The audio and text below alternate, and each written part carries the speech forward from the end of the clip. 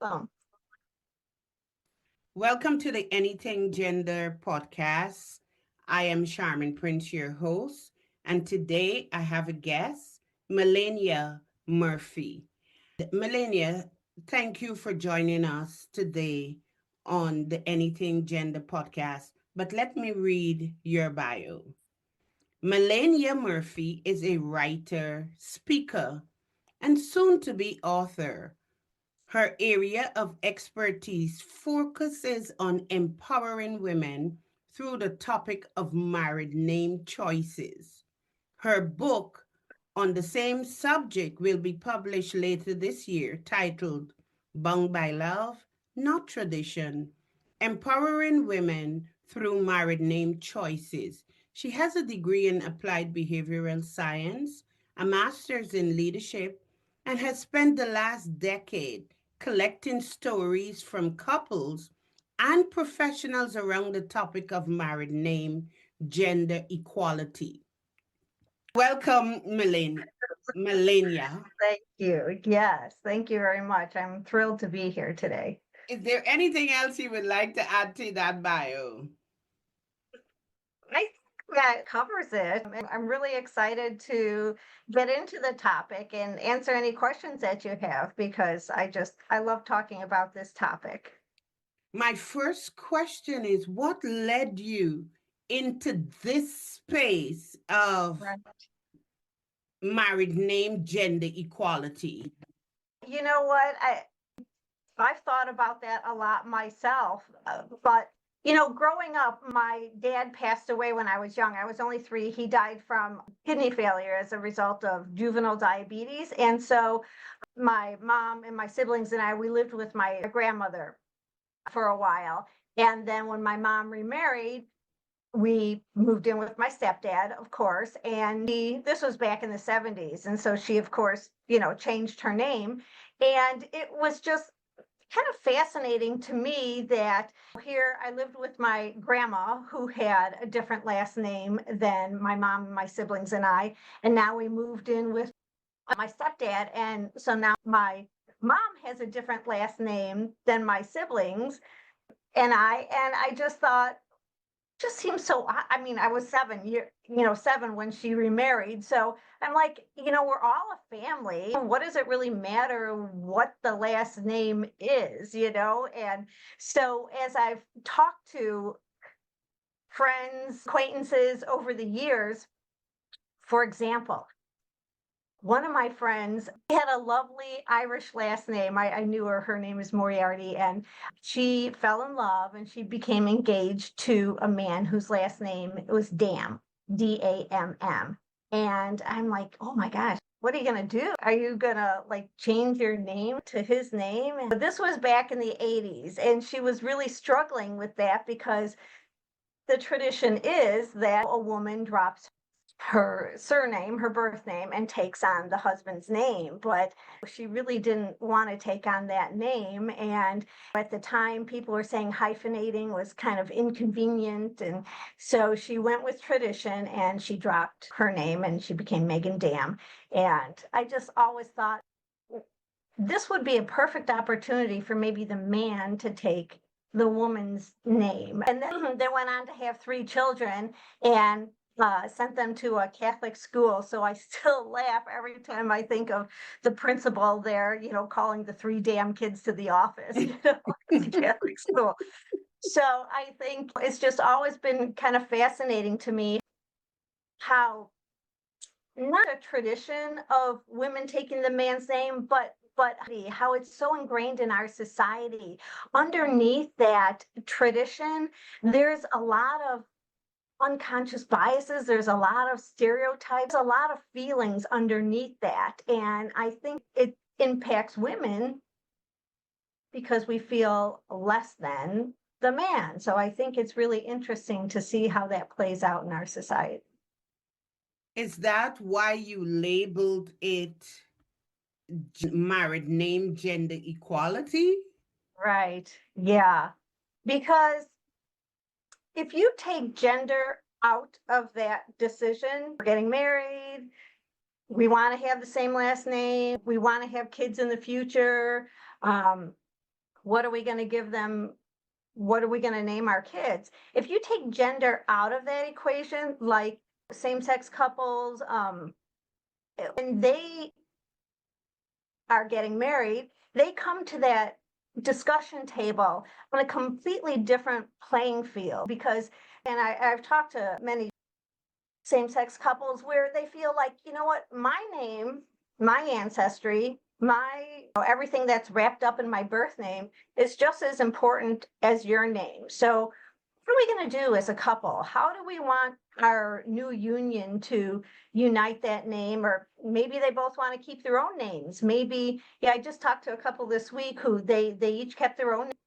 And then when they had children, they hyphenated their two names together. So actually they said that they hyphenate, the two mothers hyphenate, but legally they never changed their names on anything. So I think when a man and a woman come to that same decision-making table, we've already given precedent to the man. We're already saying the man's name is more important, his ancestry is more important, his identity is more important, and me as a woman, I need to decide, what do I want to do? Coming together as a couple, and like any other decision couples have to make, where do we want to live? Where do we want to go on our honeymoon? They usually make that decision together but with the family name, their new married name, if they choose to change their names, it's more, we're giving more importance to the man's name.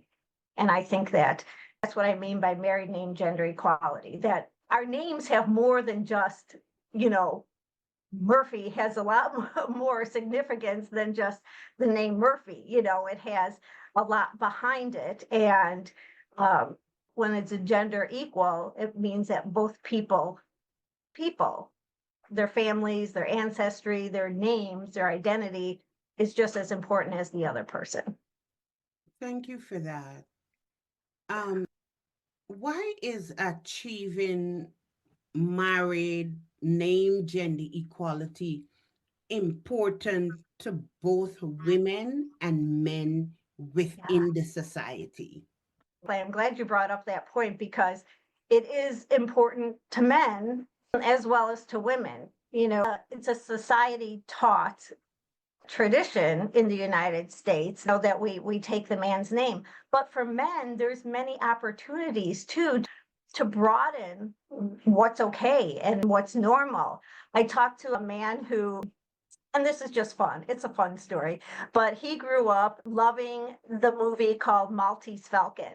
And it was a 1941 old time movie. He's not that old, I don't know, in his 40s, something like that, but he just loved that old time movie. And the main character in that movie, his name is Sam. And this man that I talked to, his name is Sam. So when he met a woman whose last name is Falcon, and he's like, hey, you know what? If we ever get married, I'm going to change my name to yours because I want to be Sam Falcon. And it turns out that they did get married and he did take her name. But, it was a something fun. So it was an opportunity for him to have other options other than the traditional, or take his name. There's other situations too. I can go back to my friend who's now a dam. There's a lot of names that in this day and age are kind of considered maybe unfortunate or kind of awkward, last names. And again, thinking about the significance, the legacy that you want to pass on to your children, that's something that can change. You don't have to stick with that name if that's not the name that you want to pass on to your children, or you no longer want to be identified as. So it's something that for men, it can also broaden their options and opportunities, as well as for women too. Thank you for that. While doing this work, I know you mentioned Sam. What percentage of men have you met or encountered who decided to take their wife's last name? Actually, the most recent Pew Research study was done in 2023. And at that time, it said that about 80% of women in the United States still drop their name and take on the husband's name. And now about 5% of men are now changing their name, either taking on the wife's name or hyphenating his name with her name or creating a new name. So, when you look back to the 1970s, when, for example, Miss Magazine, that was first introduced, published, and it was around that time too that, they were introducing the prefix Miss, MS, instead of MRS, and MI. And also Miss Magazine was encouraging or announcing, or maybe the word is more like, hey, women, did you know that you could keep your name? You don't have to take his name, and really encouraging women to keep their own maiden name, their birth name. So at that time, about 17% of women did keep their birth name, their family name when they got married, compared to 20% of women now. So the amount of women keeping their maiden name when they get married really hasn't changed that much since the 1970s. I've only talked to one person who said that her husband took her name and they've been married for 52 years. But other than that, back in the 70s, I don't think men changed their name at all. But so it is starting to pick up a little bit. I did talk to a couple. He's an engineer, and they didn't like the whole tradition. They didn't like the roots of that tradition, where it was based in patriarchy. The women were the property of the men. They just didn't like that whole thing. And he was an engineer, so he just wanted to make sure it was fair. Whatever name they chose, it was fair and it was equal, and each one had the same chance that they could take their name. So what they did up at the altar after I think it was a priest, announced them husband and wife, then they flipped this coin that they had made for the wedding, and one side had her face on it and the other one had his face on it, and they flipped the coin and her face came up side up, so they both took her name. Wow. So that's kind of crazy, but it worked for them because they weren't sure what to do. They both knew their names were important to them. They didn't feel that hyphenating, they didn't want to go that route, but they were both okay with, let's just flip a coin and let's just go with it that way. And that's what they decided to do. I remember years ago speaking to a married woman, and I asked her why she hyphenated her name. And her response to me was, he didn't purchase the entire estate, right? What are some of the reasons you have encountered where women kept their name? What were those reasons that they decided, I am going to hyphenate? I am not dropping my last name. Right. Oh, there's a lot of reasons. I mean, first of all, some women just say, I like my name and I don't want to change it. There's reasons why maybe she doesn't want to take his damn name, or maybe his name is not something she wants to change her identity to. There's also the whole branding, marketing. Maybe they've had bylines published with their maiden name. They've earned degrees, PhDs. They've done research papers. They've named their own company with their maiden name. So for those reasons, maybe they want to keep it. Or maybe, they just have. I talked to a lady just a couple of weeks ago. Her husband, his name is, let me see if I can get this correct. Basically, he has no association with his name. I think it maybe was his mother's ex-husband's name. So the mother, after they got divorced, maybe kept that name. And anyway, he has no association with that name. It's not his lineage. It has nothing to do with him. And she's like, why would I take that name? It's just a name. And so she hyphenated his name with her name. So yeah, there's a bunch of different reasons why women might keep their names. And I did ask a lady too. She said, you know what? After talking to you, I decided I am gonna hyphenate my name. I'm not just gonna take his name. I'm gonna hyphenate my name with his name. And I said, oh, that's okay. if that works for you, that sounds great. I said, would you like him to hyphenate his name with yours? I mean, why not? It's fair, it's equal, right? I'm changing my name, you can change your name. She was like, yeah, I would really like that. Of course she can offer that option to him, and then it's up to him what he wants to do. And some guys do, some guys don't. And I think that's what this is all about. It's that we have options now. We have choices, we have options, which in the United States is fun because other countries do have laws around this. And so in the United States, we can choose what we want. And where in other countries, people can't choose. And there's some cultures where I think it's customary for men to take the women's name. But Yes. back to gender equality. Does women change their identities, or are their identities altered when they get married? They drop their last name and they take on the name of their husband. Is there an impact on who they are as a person or as a woman? I can think of my own personal situation when I first got married at 21. Tell you the truth, even though this is a subject that I love, I was kind of wrapped up in the whole marriage thing, and it just not part of the wedding checklist, like decide what name you're going to take. It's just kind of one of those automatic things, or it's just assumed that that's going to happen. And so 21, yep, really didn't think about it too much, and I just changed my name to his. So my ancestry is German, and like my mom's name is Schultz, before that Shug, my main name was Swiger, and I married a man whose last name is Murphy. Again, I was 21, and so now I'm Melania Murphy.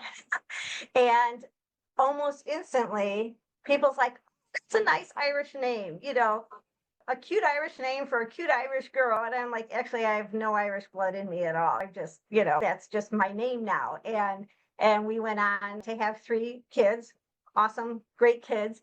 And everybody just associates them as being Irish. And I'm like, hey, don't forget, you're also German. And I'd feed them bratwurst and sauerkraut, and I'd dance the polka with them in the living room and all that kind of stuff. But they all pretty much only identify with the Irish side of things. So I was like, wow, I didn't realize when I gave up my German name, my German ancestry name, that I was kind of passing along only the Irish to the kids. But I mean, as far as, right, does changing your name really change your identity? And back when, again, couple decades ago, the etiquette here in the United States, and I'm sure in other places too, was to address the married woman using that prefix MRS. And traditionally, that prefix meant the wife of. So when a woman would be addressed as Mrs. John Smith, it was saying that you are the wife of John Smith. Like, it would be inappropriate for me to say, traditional etiquette way, for me to use the prefix MRS with my name, because I am not, if I were to say I'm Mrs. Melania Murphy, traditionally that would be incorrect because I am not the wife of Melania Murphy. So it's got to be MRS plus the man's name and his last name. So I think, the law way back then is that a woman's identity did get absorbed into the man's identity, and they became one person. The whole coverture doctrine of coverture laws, it was assumed that the woman was covered by the man, and they became one person, and that person was the man. So traditionally, that identity does get erased. The women's identity gets erased. And again, as with anything with these long-standing laws, and now that our traditions, these ghosts of coverture, it still kind of invades our identity a little bit. Not as much, obviously, because women have more college degrees now. Women are the breadwinners of the family. We own businesses, so women are much more empowered now, but we still have a ways to go. You're It's been a welcome. pleasure. Thank you very much.